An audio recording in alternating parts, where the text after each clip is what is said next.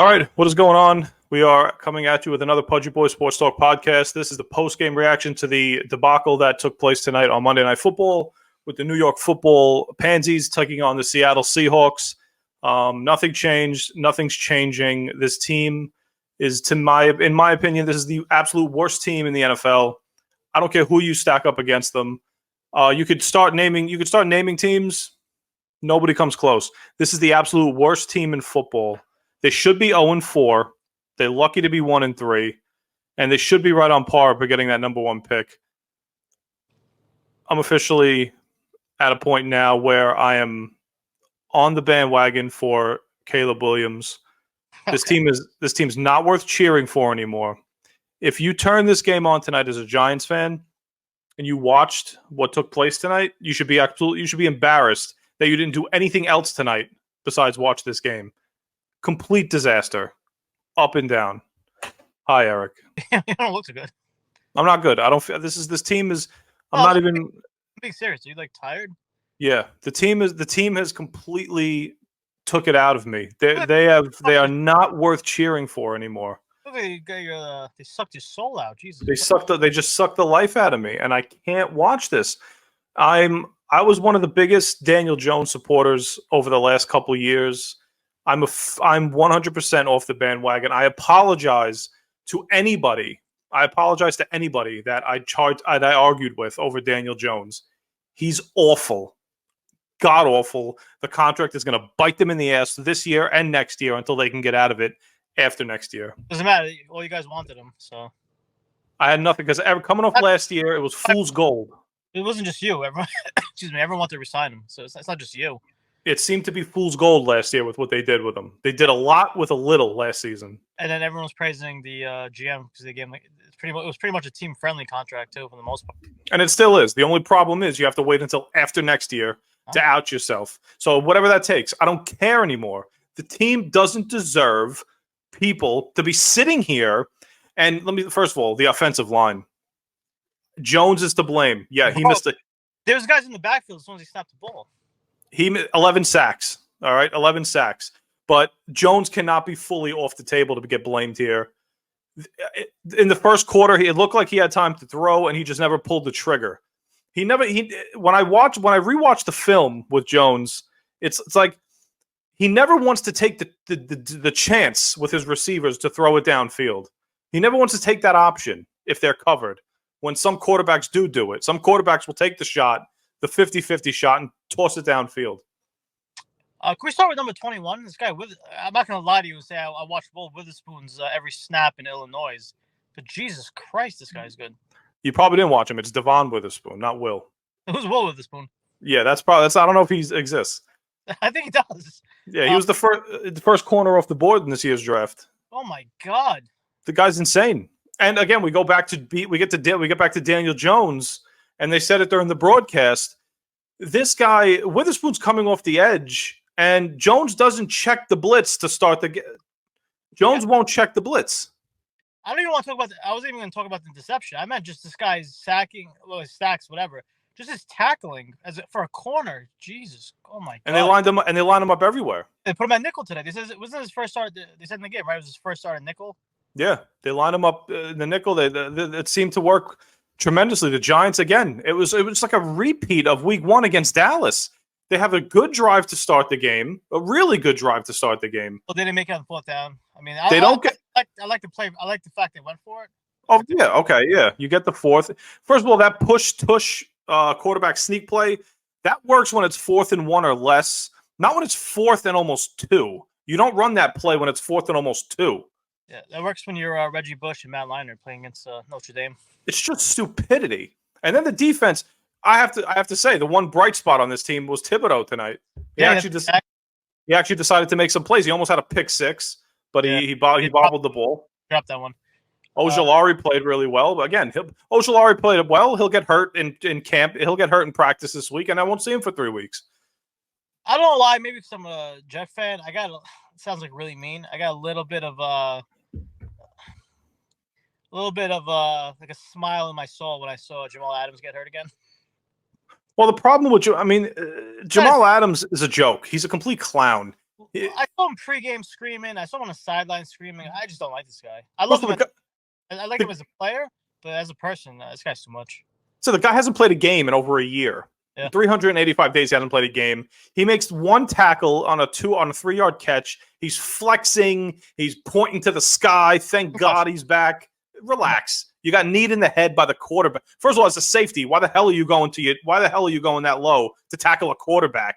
What are you doing in the first place? I don't think professionally we could even call him a safety anymore. This guy's pretty much a linebacker at this point. He can't cover. You're calling him a liability at this point because I think Seattle will do anything they want to get this guy out of his deal. They're paying him that money for a guy who can't cover a lick. He's like remember Mark Barron? They converted him to linebacker from safety. Yeah, pretty much what they're doing with him. He just can't cover. Yeah, but like I said, this is it for me. This is it, Bob. This is it for me, buddy. I'm sorry.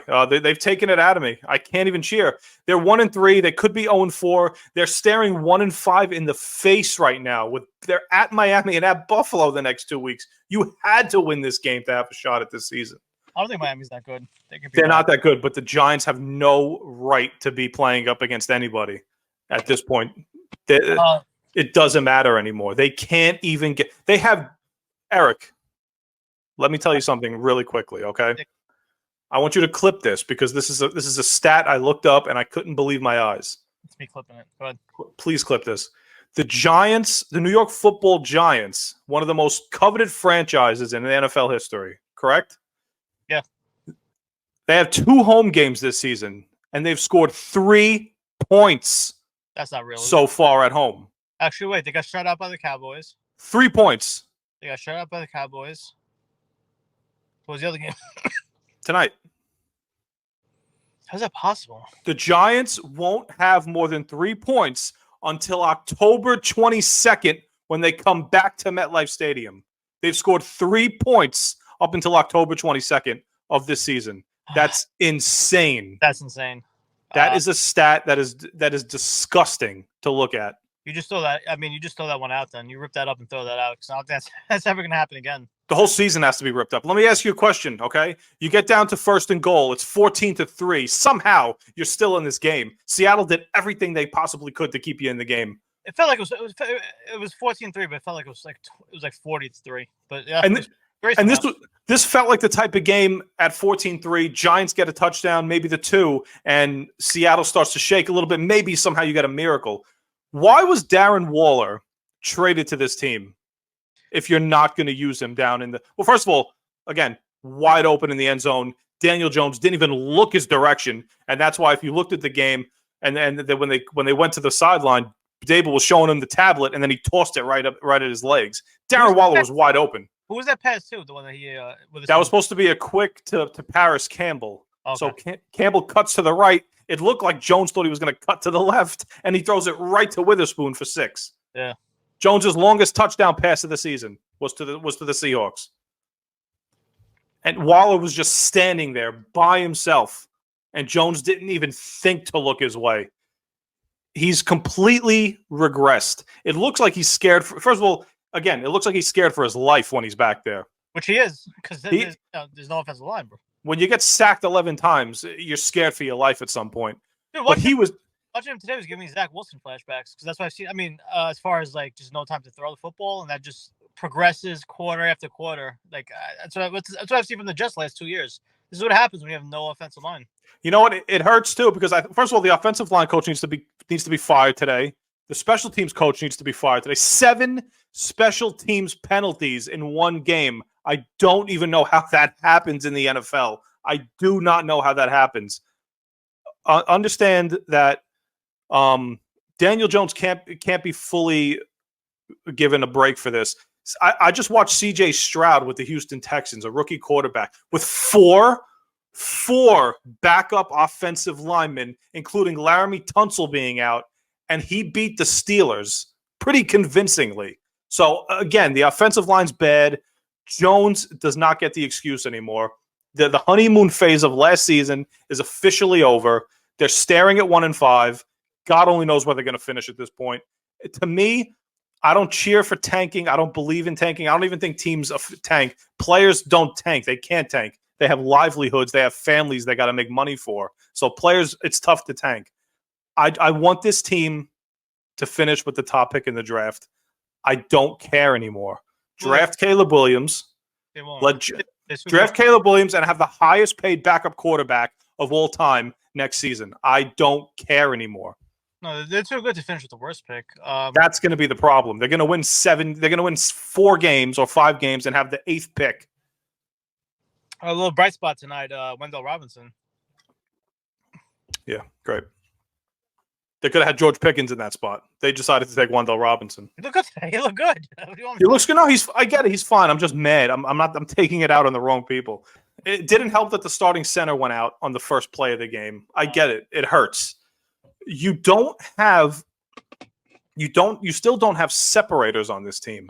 I don't get why Jalen Hyatt was drafted. I don't get why Paris Campbell, who's a speed deep threat, was signed to this team. This is the lowest in college and the NFL in his entire career. He's averaging 4 yards a catch. Paris Campbell is not a 4-yard a catch type guy. He's a guy you toss it downfield to. They gave him like a screen pass, didn't they? Or end around or something? They gave him a couple of them. Did they try? What do we do? That's the stuff you do with Wendell Robinson. And then anytime you're inside the opponent's red zone, I don't even know how Darren Waller's not targeted. I don't understand what's happening. Maybe, you know what? Maybe he is being targeted and Jones just isn't giving him the ball. I don't know what happens during the game. He might just not be looking his way. Maybe he has no time. How about this? Maybe he has no time to look at his way because he's getting pressure in the backfield as soon as they hike the ball. He is, but he's also playing terribly. He's also not decisive. The whole team, they could blow it up. I still love Dable. I really like Dable. I like the defense. I can't blame the defense tonight. Defense actually looked pretty good for the first couple. Actually the first 3 quarters. Actually, the whole game, to be honest. You can't let Drew Lock throw that touchdown when Geno Smith comes out. Was that Drew Lock or was that a 15-yard catch that 4 guys missed tackles on? And then Noah Fant somehow runs 60 yards. Yeah, I thought he was going to step out, but he kind of tiptoed around the. 2 guys missed tackles. That's unacceptable. Unacceptable. You cannot do it. Leonard Williams. Let me tell you something. Yeah, I've seen him for like 4 years, bro. Thank God he's exactly what you just did. You shut those lights. It's time for Leonard Williams. If anybody will take him, get whatever you can for him. I would today, if I'm Joe Shane, who I still have full confidence in. I still have full confidence in the staff, except for the special teams coordinator and except for the offensive line coach. I am doing everything I can. Saquon Barkley, prove that he's healthy. Leonard Williams, Darius Slayton, Xavier McKinney. Every one of these guys are on the trade block. There's nobody that's safe on this team. Start dealing all these guys out. And just like I think the Mets did a great job at the deadline, getting better and packaging guys that might be ready for next year, package draft picks with anybody you have and start blowing it up. Really quick, I want to end with this. Do you think Barkley sitting out today, does that prove his point that they need him, or is that just showing that they'll lose either way without him? They had him week 1. So what do you think? Do you think him sitting out? He could have sat out on purpose for all you know, just to prove a point. I don't think he did. But let's just say he did. Let's just say in his mind saying, I'm gonna sit this game out. I'm gonna show him, I have to get paid. Do you think he proved his point of like, this offense needs me? If that was his intentions, then I think I would trade him instantly because that's if he. I'm just saying, what do you think of just him not being there? Do you think he proved his point of you guys need me? I don't. Do you think Matt Breida? He played okay. He caught some passes. Yeah. Enough where we don't need Barkley. I don't think so. I'm not going to buy too much stock into this team all of a sudden changing if Saquon, but it does change a few things for the defense to have to look at because Breida's the drop off from Barkley to the next guy is completely different. But the last thing I need to do is backlog a running backs contract on this team.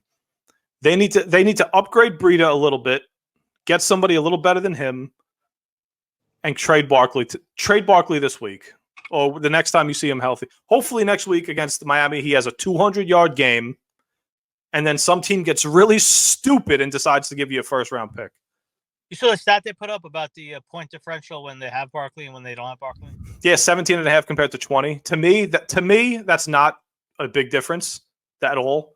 It's less than a field goal with Barkley on the team. All he does is bring a different dynamic to your backfield. So if you don't have a guy like Barkley who can make a man miss or anything like that, Barkley he's not a good blocker either. So Barkley's not preventing this offensive line from giving up 10 sacks tonight. No, just another guy. The defense we have to really kind of account for, hone in on. But Breida didn't play exactly terrible either. He didn't. He didn't look bad. Yeah, so they could have. I mean, Breida wasn't the reason they lost. Let's put it that way. Look again.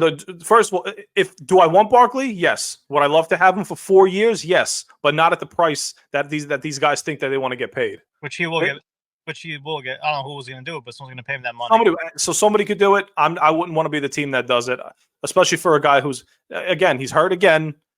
Barkley's great, but I'm not signing him long term. At least not until next year. Even I'd franchise him again, or start taking these guys and getting them the hell out of New Jersey and New York and trade them somewhere else and try to get some capital. The season is over.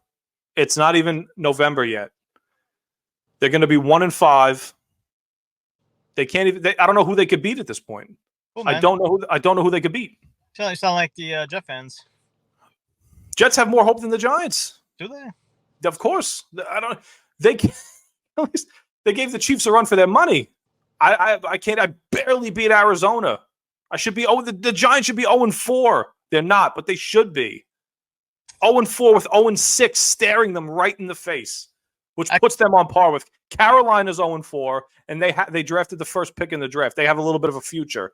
The Bears are 0-4. They have the first and second overall pick in the draft. They got way more to look forward to than the Giants do. The Giants can finish with the third worst record. Actually, and he's stuck. I like him this week against Miami. We'll get to good. Like them all you want. They covered against Denver, which was great. That was awesome. We'll cover that later on. All right, you see, mate. I feel like you need a little nap. I do. Season's over. I can't believe it's over. The Knicks are starting soon, thankfully, but I can't believe the season's already over. All right, take a little melatonin, sleep on it. We'll talk again tomorrow. Maybe you'll have a cooler head. Maybe you won't fire the special teams coach when you wake up in the morning. No, he's got to go tomorrow. I'll be the one to do it.